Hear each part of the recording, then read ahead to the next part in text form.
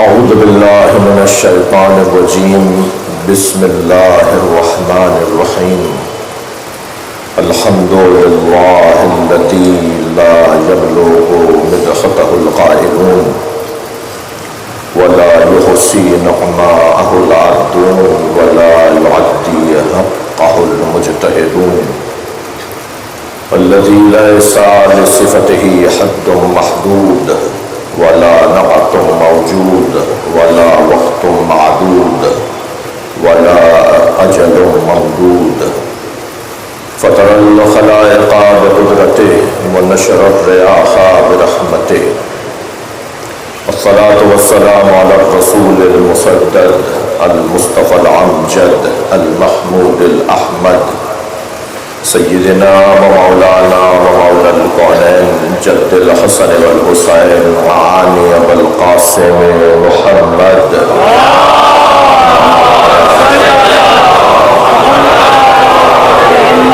وآله الطيبين الطاهرين المعصومين الذين قال الله إنما يريد الله ليذهب عنكم الرجس أهل البيت ويطهركم تطهيرا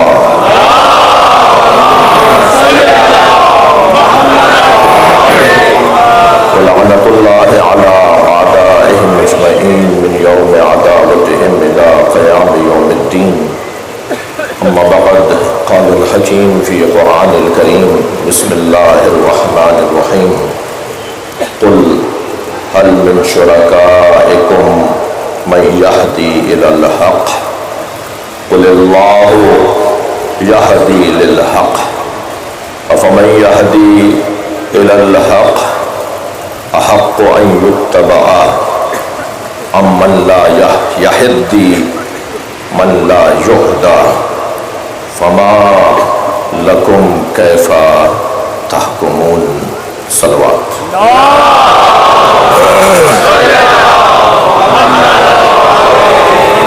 ایک اور بہتر اور بلند صلوات ہے.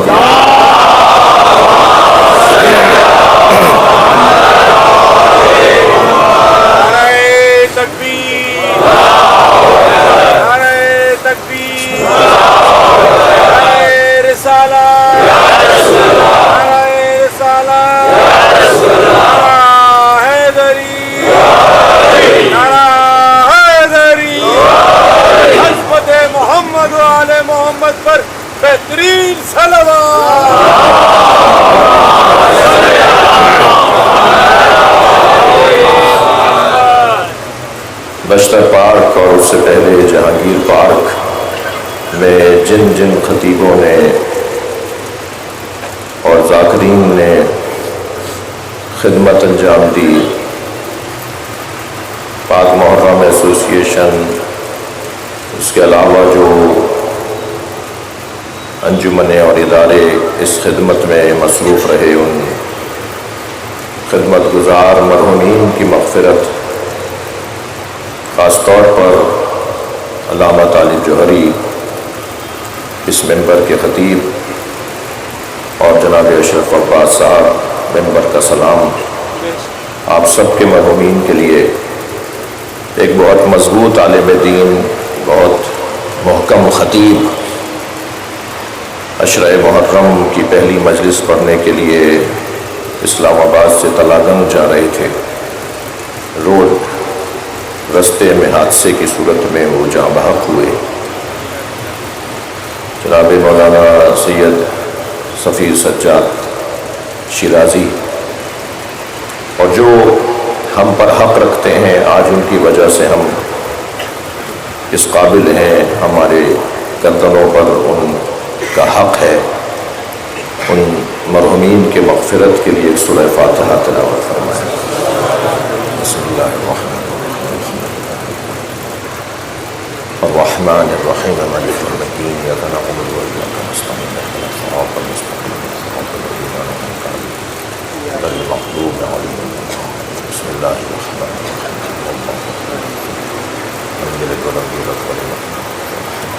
بسم اللہ الرحمن الرحیم قل هو اللہ احد الصمد لم یلد ولم یولد ولم یکن له کفوا احد۔ صلی علی محمد وعلی محمد۔ مغفرت کے لیے صلوات پڑھیں۔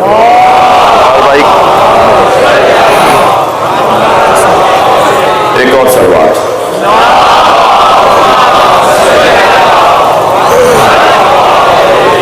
سورہ مبارکہ یونس کی 35ویں آیت میں نے آپ کے سامنے پڑھی ہے۔ پہلے آیت کا تبرکاً ترجمہ کروں گا اور پھر آج کی پہلی تمہیدی مجلس اعزا سے کچھ عرائض، کچھ پیغامات، کچھ مطالب، کچھ نکات اپنے محترم مجمع کے سامنے رکھنا چاہوں گا۔ ارشاد حضرت اہلیت ہو رہا ہے، قل هل من شرکائکم من یہدی الی الحق۔ اے میرے حبیب، ان سے کہیے کہ کیا ان کے معبودوں کو، ان کے الہوں کو جنہیں یہ شریک اللہ قرار دیتے ہیں، ان کے پاس یہ صلاحیت ہے کہ وہ تمہیں حق کی طرف ہدایت کریں۔ قل اللہ یہدی للحق۔ اے میرے حبیب، ان کا جواب روشن ہے، آپ ان سے کہہ دیجئے کہ اللہ ہی ہے جو حق کے لیے ہدایت عطا کرتا ہے۔ افمن یہدی الی الحق احق ان یتبع امن لا یہدی الی ان یہدی۔ کیا جو خود حق کی ہدایت کا محتاج ہے اس کی اتباع کی جائے گی، یا اس کی اتباع کی جائے گی جو حق تک پہنچ چکا ہے؟ فما لکم کیف تحکمون۔ تمہیں کیا ہو گیا ہے؟ تم کیسے فیصلے کرتے ہو؟ گویا تم ان کے پیچھے لگتے ہو کہ جو خود حق کے محتاج ہے، جبکہ ہونا تو یہ چاہیے کہ تم ان کی اتباع کرو جو خود حق جانتے ہیں۔ یہ آیہ کریمہ ہے جس پر مجھے آپ کی خدمت میں تقریباً 10 دن حاضر رہنا ہے۔ مختلف پیغامات ہیں، مختلف بحثیں ہیں، مختلف مضامین ہیں جو اس طالب علم نے سوچی ہیں، جو بالترتیب کوشش کی جائے گی توفیق الہی حاصل ہونے کی صورت میں۔ عزیزان گرامی، آج اس سزا خانے کی پہلی مجلس ہے، پہلی محرم ہے۔ موسم ازا اپنے کمال پر ہے، ازا خانے سج چکے ہیں، علم کے پھریرے نئے ہو چکے ہیں، ذاکرین، سوسخان، نوحہ خان، ماتمی حضرات فرزند زہرا کے غم میں سیدہ کو قرصہ دینے کے لیے تیار ہو چکے ہیں، اور یہ شہر کی دوسری مجلس، اور پھر رات دیر تک اس شہر میں اور پھر پورے پاکستان اور پھر پوری دنیا میں امام حسین کے پروانے جمع ہونا شروع ہو رہے ہیں۔ این حسین کیست کہ ہمیں عالم دیوانہ اوست. یہ آخر حسین ہے کون کہ جن کے نام میں ایسی کشش ہے جو جب سنتا ہے حسین تو اس کا دل مڑنے لگتا ہے اور وہ اس شمع کے گرد پروانوں کی طرح گھومنے لگتا ہے. اس نام میں کیا اثر ہے, اس نام میں کیا تاثیر ہے. اللہ نے اس نام اور اس ذات کے ذریعے سے جو ہدایت کا نظام بنایا ہے, دنیا میں کسی یونیورسٹی میں ایسی کلاس نہیں لگتی جیسے حسین کے نام پہ لگتی ہے. ہر آنے والا عقیدت کے ساتھ آتا ہے, احترام کے ساتھ آتا ہے, فرش عزا پر جوتیاں اتار کر بیٹھتا ہے, اپنی حیثیت کو مٹاتا ہے, اپنی میں کو ختم کرتا ہے, اپنے بارے میں یہ سوچنا چھوڑ دیتا ہے کہ وہ کون ہے جو جتنی دیر تک حسین کے نام پر بچھے ہوئے فرش پر بیٹھتا ہے اتنی دیر تک اپنی ذات کی نفی کرتا ہے. اسے کہتے ہیں تربیت. اور پھر جب وہ اپنی ذات کی نفی ارادتاً قصداً نیتاً کر کے مجلس میں آتا ہے اور پھر ممبر سے کسی آیت کی تفسیر بیان ہوتی ہے تو اسے کہتے ہیں تعلیم. یعنی نظام حسینی میں تربیت پہلے ہے اور تعلیم بعد میں. یعنی آنے والا پہلے تربیت کا ارادہ کرتا ہے کہ مجھے اچھا انسان بننا ہے. کوئی پہنچائے ہمارے یہ الفاظ ان لوگوں تک جنہوں نے اب تک عزاداری کو سمجھا نہیں ہے, جو خواہ خواہ کی روایتی تناؤ اور کھچاؤ کا شکار ہیں.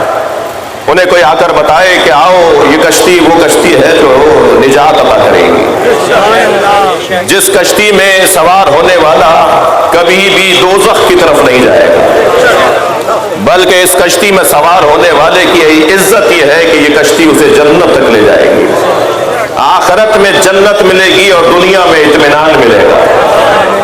بڑی بڑی شخصیتیں, بڑے بڑے نام, بڑے بڑے حیثیت رکھنے والے لوگ سونے کے لیے اور آرام کرنے کے لیے دوائیوں کا استعمال کرتے ہیں. عزیزان گرامی, کسی کی تنخواہ 20 لاکھ روپے بھی ہو اور اس کے پاس دولت اطمینان نہ ہو تو کیا فائدہ ہے اس دولت کا جو اطمینان نہ دیتی ہو. لیکن جو دولت ہمیں اطمینان عطا کرتی ہے وہ دولت عزائے حسین ہے. صلوات پڑھنے محمد و آل محمد.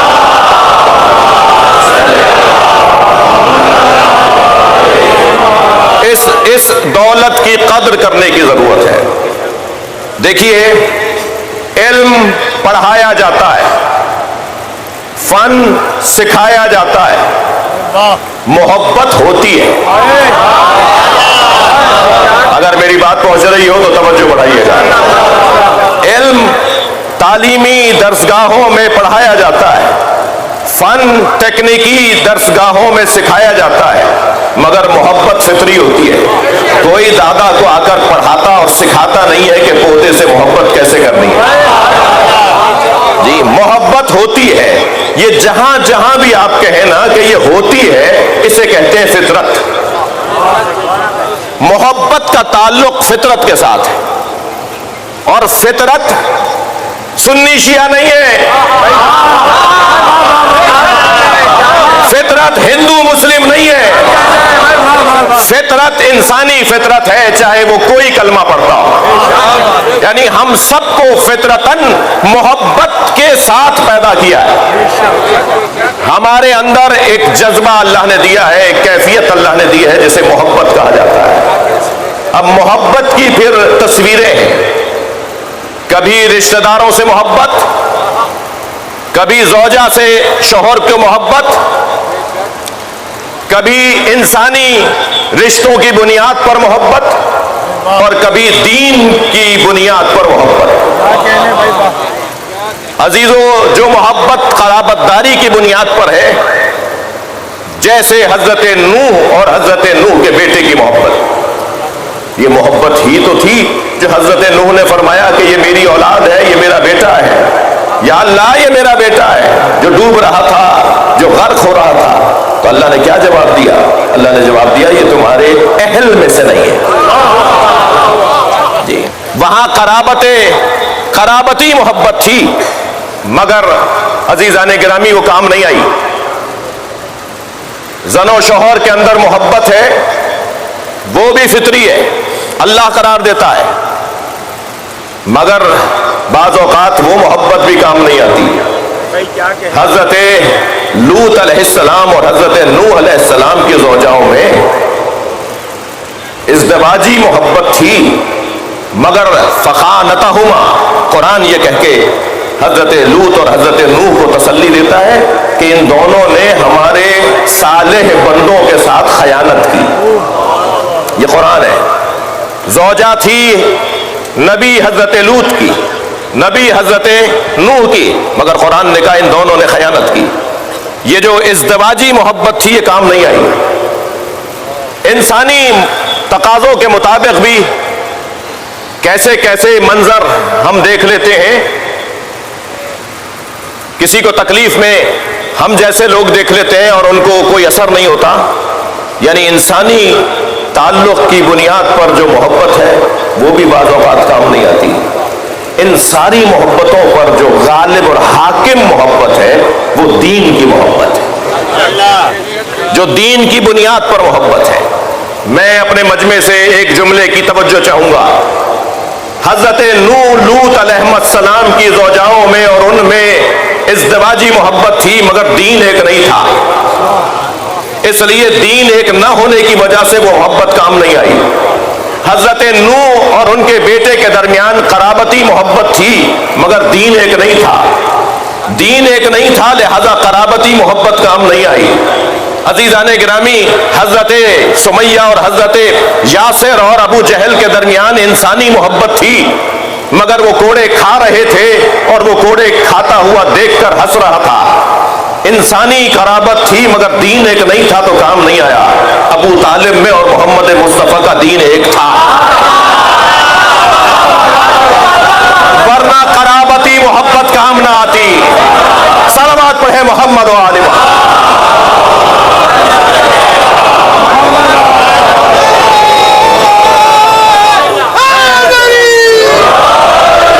یہ جو محبت ہے یہ فطرت ہے اور تمام دین کا خلاصہ میرے بچوں جوانوں آپ کو زیادہ توجہ آپ سے چاہوں گا.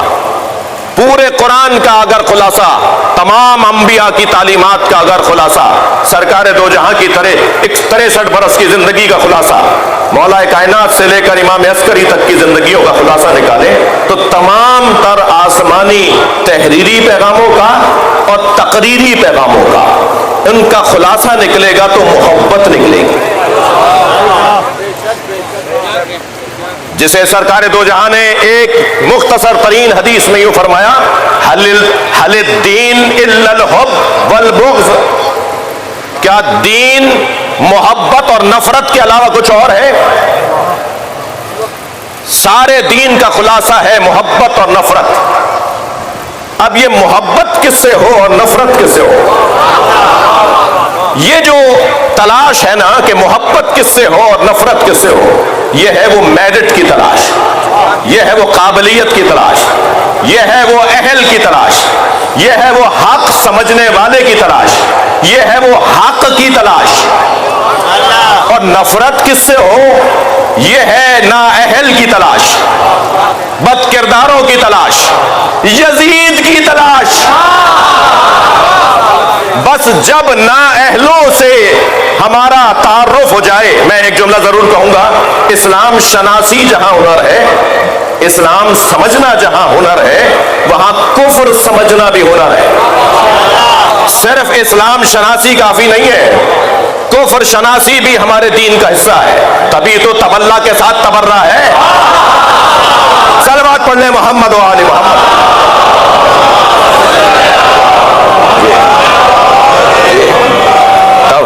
تبرہ میں سب سے پہلی نفرت تو اللہ کے دشمن سے ہے نا. تبرہ شروع ہوئی وہاں سے ہوتا ہے جہاں اللہ کا دشمن سامنے آ جائے. سب سے پہلی نفرت اللہ کے دشمن سے ہے, سب سے پہلی نفرت اللہ کے دشمن سے, پھر رسول اللہ کے دشمن سے, پھر مولا علی کے دشمن سے, پھر اہل بیت کے دشمن سے. یہ تبرہ تو اسلام شناسی کے ساتھ کفر شناسی لازم ہے. تو اب جب اہل کی تلاش ہوگی تو اسے محبت کہتے ہیں، اور جب نااہل سے لا تعلقی، نااہل کو پہچانیں گے تو لا تعلقی ہوگی، نااہل کو جانیں گے تو لا تعلقی ہوگی۔ عزیزان گرامی، ان صفات کو سمجھیں گے تو لا تعلقی ہوگی۔ ائمہ اہل بیت نے نہ بتایا ہوتا کہ ظالموں کی صفات کیا ہیں، مثلا نااہلوں کی صفات کیا ہیں، ائمہ نے بتایا، قرآن نے بتایا ہے۔ قرآن نے اگر مشرکوں کی کیفیتیں نہ بتائی ہوتی، قرآن نے اگر منافقوں کی حالتیں نہ بتائی ہوتی، تو شاید ہم بھی کہتے کہ یہ بحث آبس ہے، کیا کہنا ہے؟ اس بحث کو کرنا ہی نہیں چاہیے۔ قرآن مجید نے کافروں، مشرکوں، منافقوں، مذبذبوں، مرددوں، مرتدوں، یہ سارے الفاظ قرآن مجید کے ہیں، ان سب کی صفات کو بیان کیا ہے۔ تو قرآن چاہتا ہے کہ تم انہیں بھی پہچانو، اور قرآن چاہتا ہے تم انہیں بھی پہچانو۔ تو اب کیا کریں کہ ہمارے پاس کیونکہ کم وقت ہے تو ہماری زیادہ توجہ ہوتی ہے کہ ہم انہیں پہچانیں جن کے اندر اہلیت پائی جاتی ہے، اور ہم اپنا وقت وہاں نہیں، وقت کی تنگی ہے۔ صلوات پڑھ لیں ذرا محمد و آلہ۔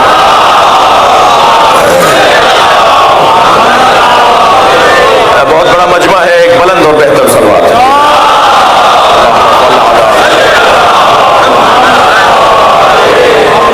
اور جب اس انداز سے، تو اب یہ ہے جو محبت کا، لہذا میں نے آپ سے عرض کیا کہ ہماری ساری توجہ اس بات پر ہے کہ ہمیں اہل لوگوں کو پہچاننا ہے۔ جی میرا جملہ قصداً تکراری جملہ ہے، ہر جگہ ایک ہی آواز کہ میرٹ پہ تقرریاں ہونی چاہیے، میرٹ پہ داخلے ہونے چاہیے، میرٹ پہ پارٹی ٹکٹس ملنے چاہیے، میرٹ پہ تبادلے ہونے چاہیے، ہر جگہ ایک ہی آواز کہ میرٹ میرٹ میرٹ۔ ہم بھی تو 1400 سال سے یہی کہہ رہے ہیں کہ نبی کے بعد میرٹ پہ ماننا چاہیے۔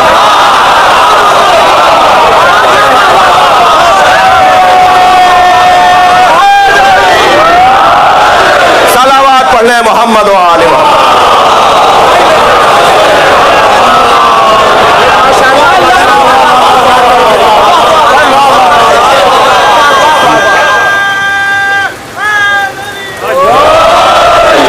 یہ جو فطرت ہے نا، فطرت، اپنے مضمون پر ہو، محبت فطری ہے۔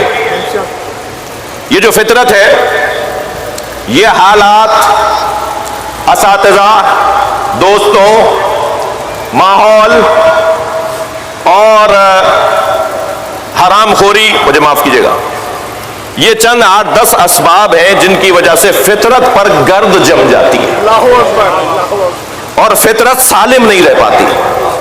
اور جب فطرت سالم نہ ہو تو حسین کیسے سمجھ میں آئے گا؟ جب فطرت سالم نہ ہو تو مولا علی کیسے سمجھ میں آئیں گے؟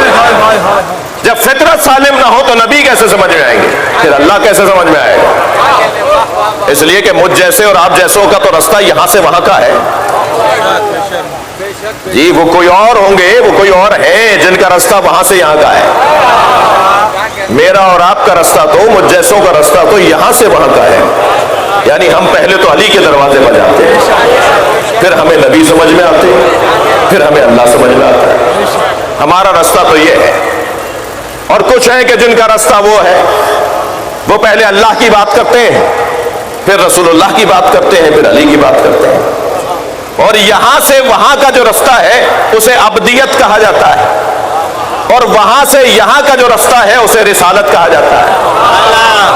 تو ہمارا موضوع تو وہاں سے، صلوات پڑھنے محمد و آلہ۔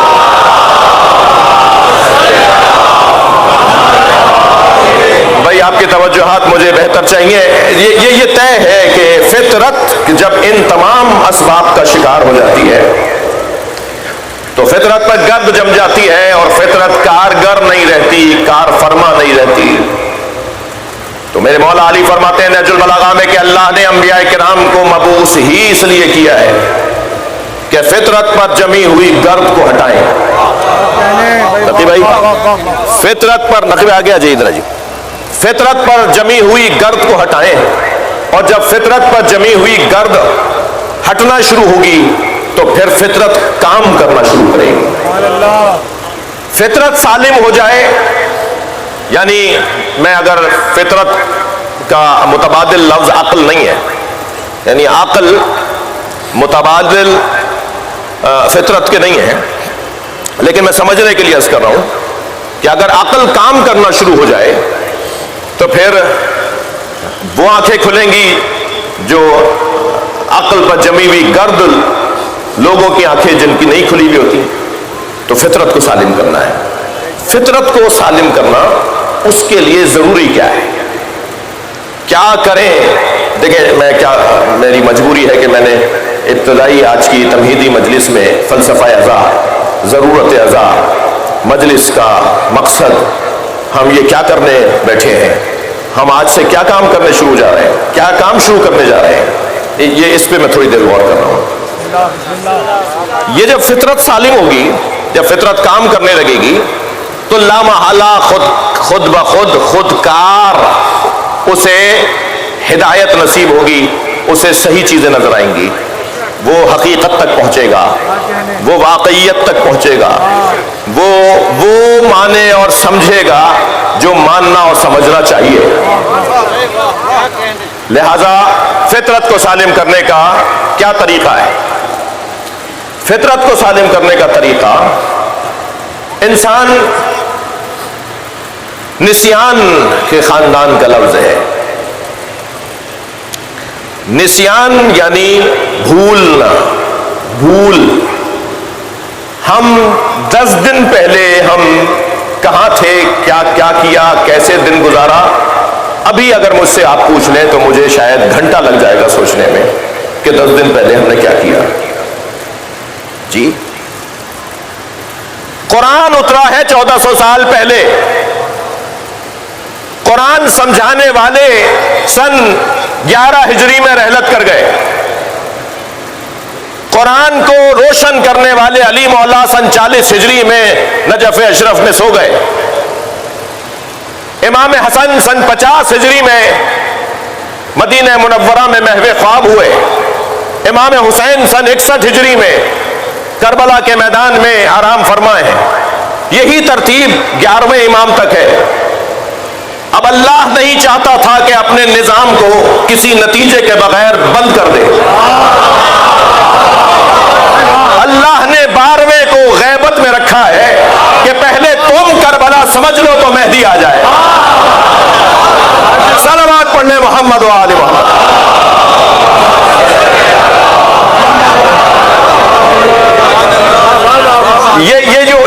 یہ جو سب کچھ ہو رہا ہے، یہ آپ جو کھچے آ رہے ہیں، آپ کے دلوں میں جو اللہ نے محبت حسین ڈالی ہے، یہ میں اور آپ جو تیار ہیں کہ اب بیٹھنا ہے اور سننا ہے اور زیادہ سے زیادہ امام حسین کی زندگی اور آپ کی قربانی پر غور کرنا ہے، یہ در حقیقت یہ نسیان سے نکالنے کا ایک واضح، روشن، مضبوط عمل ہے.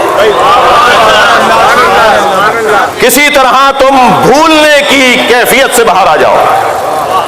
لہذا قرآن مجید نے آواز دے کر کہا ذکرہم بایام اللہ.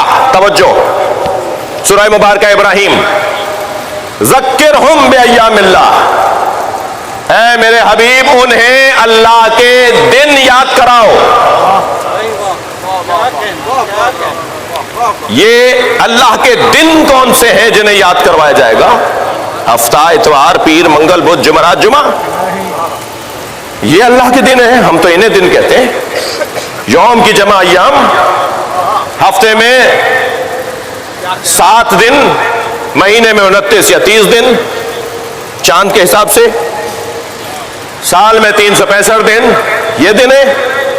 ہفتہ کوئی معتبر ہے، منگل کوئی معتبر ہے، بدھ کوئی معتبر دن ہے. یہ اللہ کے دن ہے. اور اللہ میرا آپ کا دن کیسا گزرا، آپ کے دن کیسے گزر رہے ہیں، یہ اللہ کے دن کا کیا مطلب ہے؟ مجھ سے اور آپ سے تو یہ کہا جائے گا کہ بھائی آپ کے کیسے دن، آپ گئے تھے کربلا، آپ گئے تھے مثال کے طور پہ فلاں ملک، کیسے دن گزرے؟ تو میرے دن، آپ کے دن، ہمارے دن، اللہ کا دن کیا مطلب ہے؟ اللہ کو کوئی دن ہے؟ اللہ کا کوئی صبح ہے اللہ کے لیے؟ اللہ کے لیے کوئی دوپہر ہے؟ اللہ کے لیے کوئی شام ہے؟ توجہ، پھر یہ اللہ کے دن کون سے ہیں؟ اللہ کے دنوں کو اہل بیت کہا جاتا ہے. صلوات پڑھنے نبی اور آل نبی.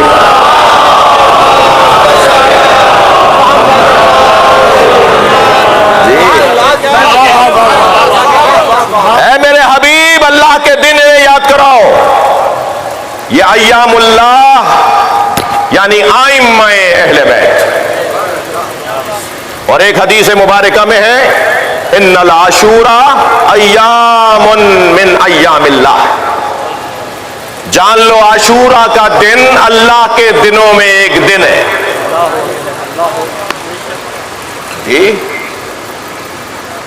फला करारदाद कौन से दिन पास हुई, पाकिस्तान कौन से दिन बना, आज तक याद है साना ठेड़ी 1963 में पीर के दिन आशूर के दिन हुआ था। मसलन दिन याद किए जाते हैं ना, अल्लाह का दिन कौन सा है भाई, आज आपका दिन कैसा गुजरा। हदीस है कि दुआ करो कि सुबह हमारी अच्छी हो, दिन हमारा अच्छा गुजरे, दिन अच्छा तमाम हो। अल्लाह के दिनों में एक दिन आशूर का दिन, जिस दिन अल्लाह की तौहीद चमकती है, जिस दिन अल्लाह की वहदानियत रोशन होती है, जिस दिन अल्लाह समझ में आता है। किताबी और आसमानी पैगामात में अल्लाह समझाने वाले और हैं, मगर किरदार से अल्लाह समझाने वाले नबी और आले नबी हैं। लिहाजा हुक्म है कि अल्लाह के अय्याम को दोहराओ। फिर हुक्म यह है कि फज़कुरूनी अज़कुरकुम, तुम मेरा जिक्र करो मैं तुम्हारा जिक्र करूंगा। हम अल्लाह का जिक्र करेंगे अपनी हैसियत से, और अल्लाह जब हमारा जिक्र करेगा तो अपनी हैसियत से। और हमारा क्या जिक्र है, हम तो सबसे अफजल तरीन जिक्र यानी नमाज में ही 50 जगह दिमाग लगाए हुए होते हैं। हमारा जिक्र क्या जिक्र है, जिक्र तो उनका है जो खुद जिक्र बन गए। इतना जिक्र किया अल्लाह का कि खुद वो जिक्र बन गए। मेरे सुन्नी भाई तशरीफ फरमाए, अब्दुल्ला इब्ने उमर रिवायत करते हैं कि मैं हज के सफर में हुसैन इब्ने अली के साथ था। उनका काफिला कुछ आगे जा रहा था और मेरा काफिला कुछ अकब में था। मेरे गुलाम, मेरे खादिम जब मुझे बताते थे कि अब हुसैन इब्ने अली ने काफिला रोक दिया है तो मैं भी रोक देता था ताकि उनके अकब में ही रहूं, उनके पीछे चलूं। कहते हैं आधी रात मेरे खादिम ने आकर मुझे बताया कि हुसैन इब्ने अली खेमे से निकले हैं, मुसल्ला हाथ में है और बयाबान में जा रहे हैं। कहता है कि मैं भी अपने खेमे से निकला और हुसैन के पीछे पीछे में चला। मैंने देखा कि एक जगह अंधेरे बयाबान में हुसैन इब्ने अली ने मुसल्ला बिछा दिया और नमाज शब में मसरूफ हो गए। वो कहते हैं नमाज शब की आखिरी रकत में जब हुसैन इब्ने अली ने तस्बीह पढ़ना शुरू की, सुब्बूहुन कुद्दूसुन रब्बुना व रब्बुल मलाइकति व रूह, तो अब्दुल्ला इब्ने उमर कहते हैं कि मैंने अपने कानों से सहरा के कंकरों और पत्थरों से वही आवाज सुनी जो हुसैन बोल रहे थे।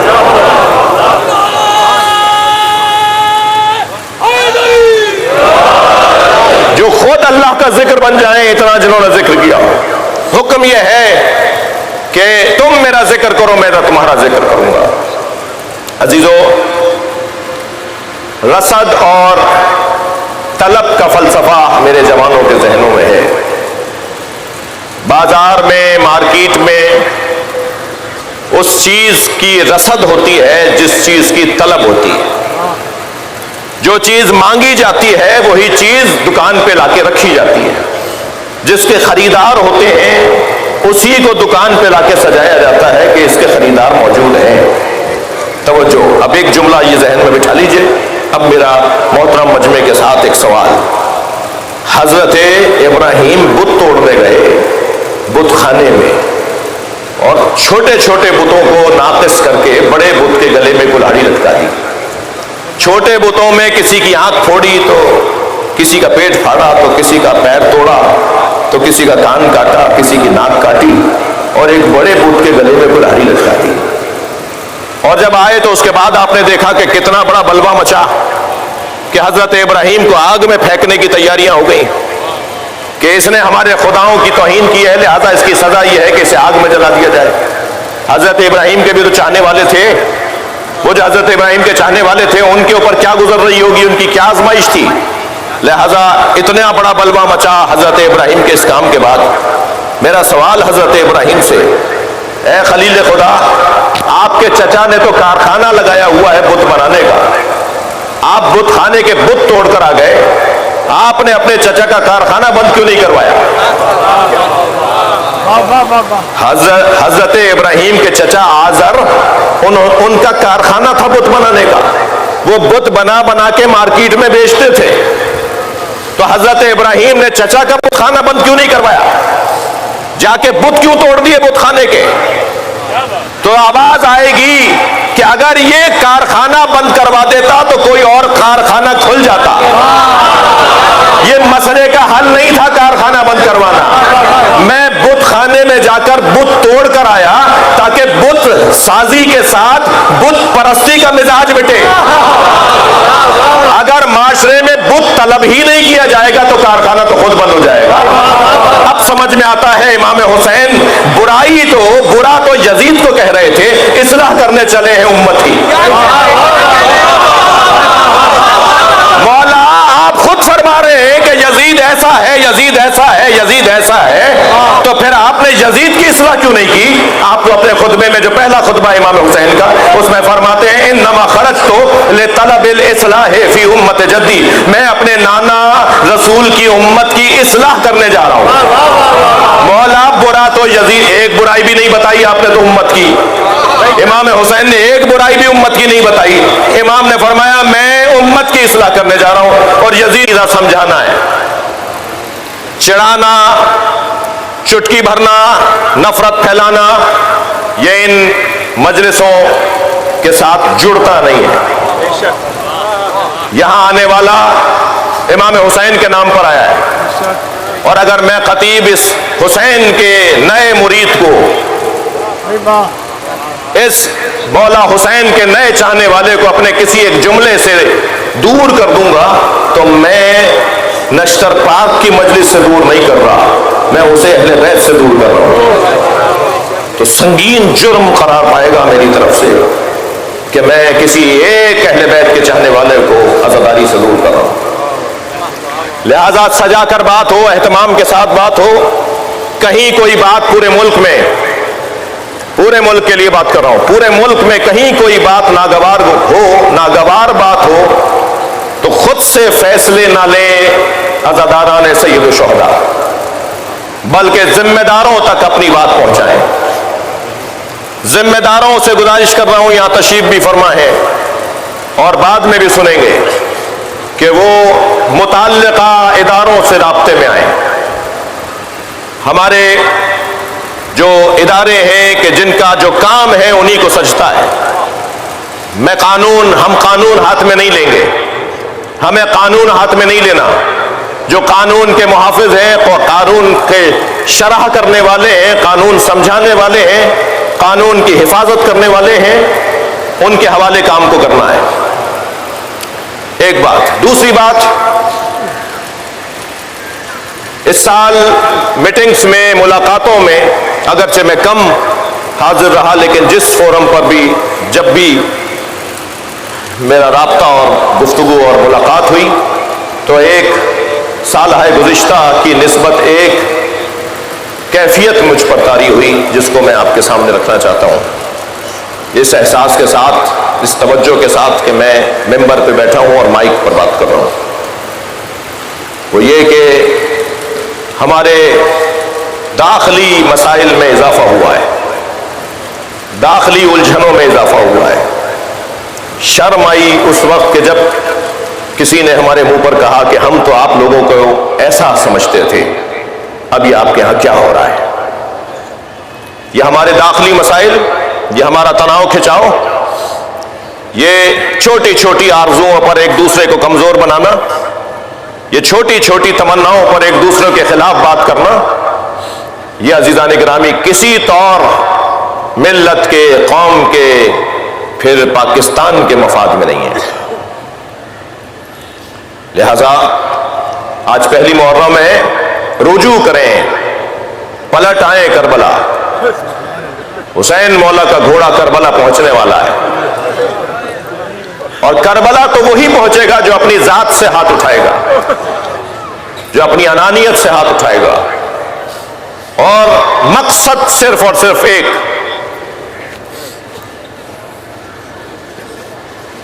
ہمارا مرکز حسین مولا کی ذات،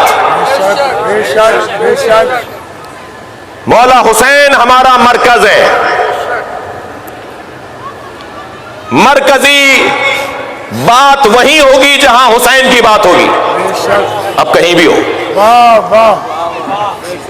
لہذا انتہائی احتیاط کے ساتھ خطبہ و ذاکرین سے بھی گزارش ہے، نوحہ خانوں سے بھی گزارش ہے کہ قیامت نہیں آ گئی اگر کسی شاعر نے آپ کو 12 شعر لکھ کر دیے اور ایک شعر اس کا ایسا ہے جس سے کوئی اختلاف ہو سکتا ہے، کوئی جھگڑا ہو سکتا ہے، تو قیامت نہیں آ گئی کہ آپ 12 کے 12 شعر پڑھیں گے، آپ ایک شعر چھوڑ دیجئے۔ انہوں نے نہیں معلوم کہ کس موقع پر اور کس ماحول کے اندر لکھا تھا، وہ صحیح عقیدہ بھی ہوگا مگر یہاں کے لیے ٹھیک نہیں ہے، جہاں آپ پڑھنے جا رہے ہیں وہاں کے لیے وہ شعر مناسب نہیں ہے، لہذا وہ شعر چھوڑ دیجئے، کوئی گناہ نہیں ملے گا آپ کو بلکہ شاید ثواب ملے گا۔ اور میں اپنے نثری خطیبوں سے بھی گزارش کر رہا ہوں، میرے لیے بھی آپ دعا فرمائیں، ہم انسان ہیں، ہم اس بات کی طرف توجہ رکھیں کہ کوئی ایسی بات ہمیں نہیں کرنی جو امام حسین سے، بڑی خیانت ہوگی اگر میری وجہ سے کوئی امام حسین سے دور ہو جائے، امام حسین کے ذکر سے دور ہو جائے۔ اگر امام حسین کے ذکر سے وہ دور ہو گیا تو میں نے خیانت کی ہے، اور اللہ ہمیں خیانت کرنے والوں سے محفوظ رکھے۔ چلیے آج پہلی محرم ہے، حسین مولا سفر میں ہے،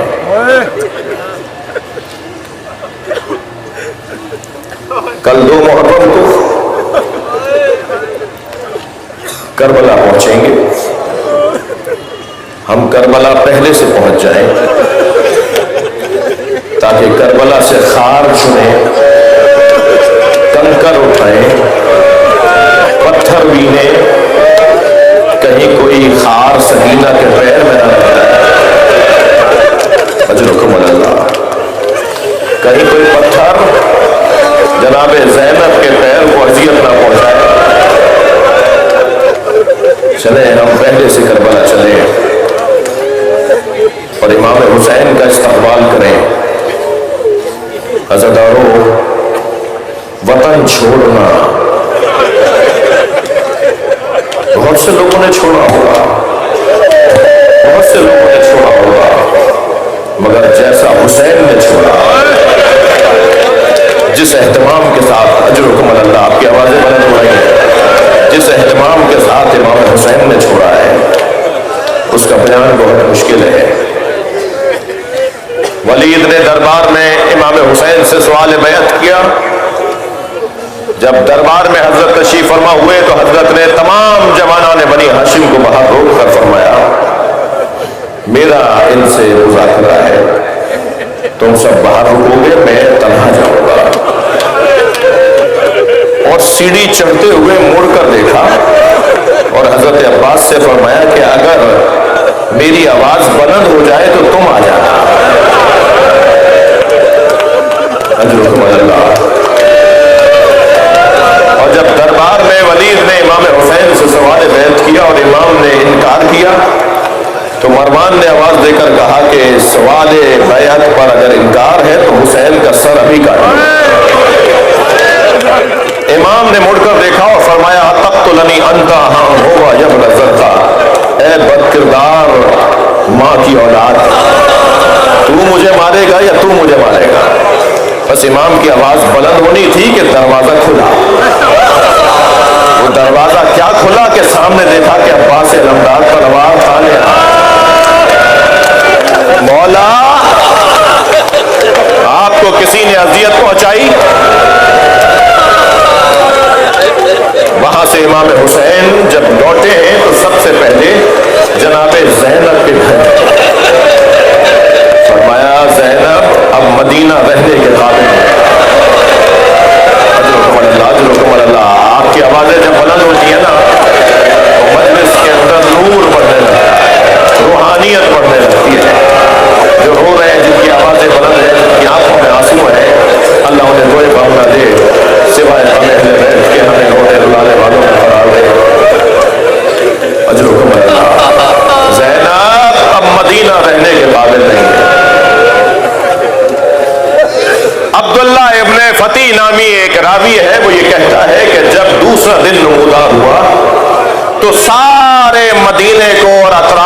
دیہات کو یہ علم تھا، آگاہی تھی کہ حسین آج مدینہ چھوڑ رہے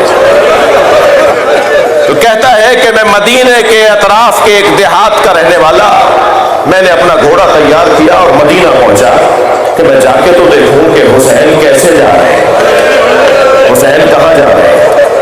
وہ کہتا ہے کہ میں جب اس کوچے میں پہنچا، جو کوچہ جو رستہ حسین کے گھر کا رستہ تھا، تو میں نے کیا دیکھا کہ محملیں سجائی جا رہی ہیں، عماریاں باندھی جا رہی ہیں، گھوڑوں کی زینے اور لگامیں کسی جا رہی ہیں، اور حسین ابن علی اپنے گھر کے باہر ایک کرسی پر بیٹھے، اور تقریباً 32 جوانوں کا حلقہ ہے جو حسین کے گرد ہے،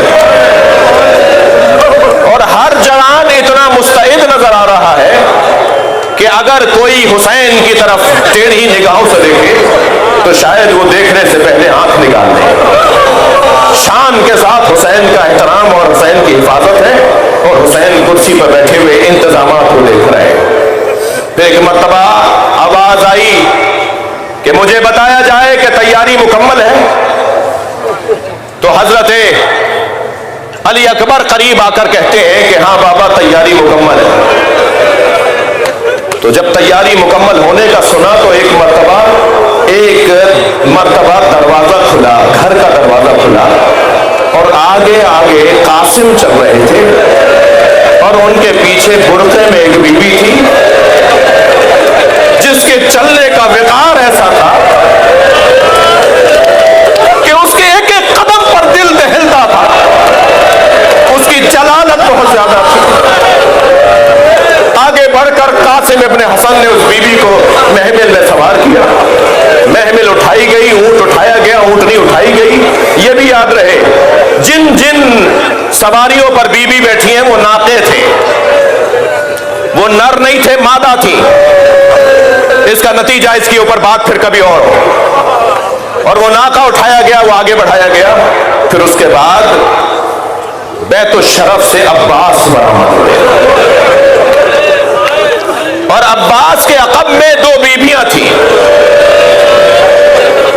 اور ان بیویوں کو عباس علمدار نے ایسے سوار کیا کہ اپنا گھٹنا ٹیک دیا، اور بیویاں عباس کے گھٹنے پر سہارا لے کر محمل میں بیٹھ رہی۔ اس پر میں نے پوچھا کہ یہ کون 2 بیویاں ہیں؟ کہا ایک علی کی بڑی بیٹی زینب، اور ایک علی کی دوسری بیٹی ام کلثوم۔ اجرکم اللہ، اجرکم اللہ، اللہ آپ کو کسی غم میں نہ رلائے۔ کہتے ہیں کہ بی بی کو محمل میں بٹھایا گیا، اور وہ محمل جب اٹھائی گئی تو قافلہ تیار تھا، ساری بیویاں بیٹھ چکی تھیں۔ ایک مرتبہ آواز دی حسین ابن علی نے، میرا راہبار کہاں ہے؟ تو حضرت کا ایک غلام ذوالجناح کو قریب لے کر آیا۔ حضرت ذوالجناح پر جیسے بیٹھے تو ایسے ہی برابر، جیسے بلا تشبیہ جیسے فوجی حضرات کے پیروں کی اور بیٹھنے کی ایک آواز آتی ہے، ایسے ہی سارے بنی ہاشم کے جوان ایک پر ایک کے بعد ایک مرتبہ بیٹھنا شروع ہو گئے، مگر عباس نہیں بیٹھے۔ قافلہ تیار ہے، عباس ابھی گھوڑے پہ نہیں بیٹھے۔ مولا حسین کے گھوڑے کے قریب آ کے کہتے ہیں مولا قافلہ بڑھایا جائے؟ فرمایا ہاں عباس، قافلہ جاری کیا جائے، قافلہ رواں کیا جائے۔ تب عباس علمدار گھوڑے پر بیٹھے، کہتا ہے 2 قدم گھوڑا حسین کا چلا تھا کہ ایک مرتبہ زینب کبریٰ کے محمل سے پردہ ہٹا، اور زینب نے آواز دے کر کہا بھائی تو میں فاطمہ صغریٰ بلا رہی ہے۔ اجرکم اللہ، اجرکم اللہ۔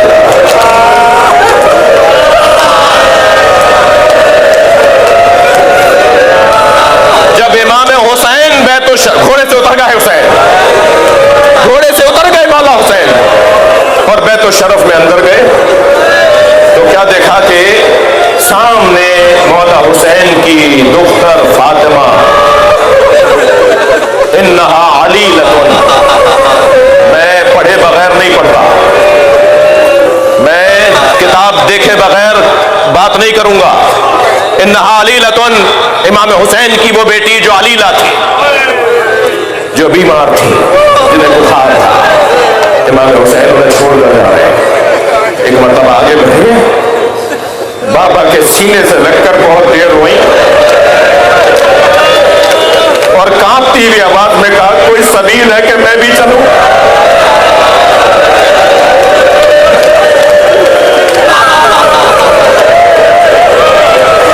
बाबा क्या समझाया, कैसे हौसला दिया इमाम हुसैन ने अपनी बेटी को कि एक मरतबा आवाज आई कि बैतुल शरफ की 3 मुअम्मर और मुसिन बीबियां बुला रही हैं। इमाम और अंदर गए तो असा थामे हुए 3 बीबियां खड़ी हैं। एक इमाम हुसैन की नानी बीबी उम्मे सलमा ज़ौजा रसूल उम्मुल मोमिनीन, दूसरी इमाम हुसैन की फूफी हजरत उम्मे हानी मौला अली की बहन हजरत अबू तालिब की बेटी, तीसरी हजरत अब्बास की माँ हजरत उम्मुल बनीन।